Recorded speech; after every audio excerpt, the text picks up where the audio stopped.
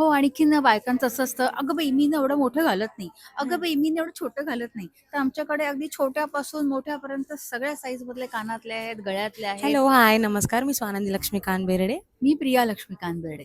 आणि हा आमचा कांताप्रियाचा स्टॉल लागला आहे आज मोरया एक्झिबिशन्सला वनिता समाज हॉल दादर इथे. तर ते आज म्हणजे 15 तारीख, 16 आणि 17 मे 3 दिवस आम्ही इथेच आहोत सकाळी 11 ते रात्री 9 वाजेपर्यंत.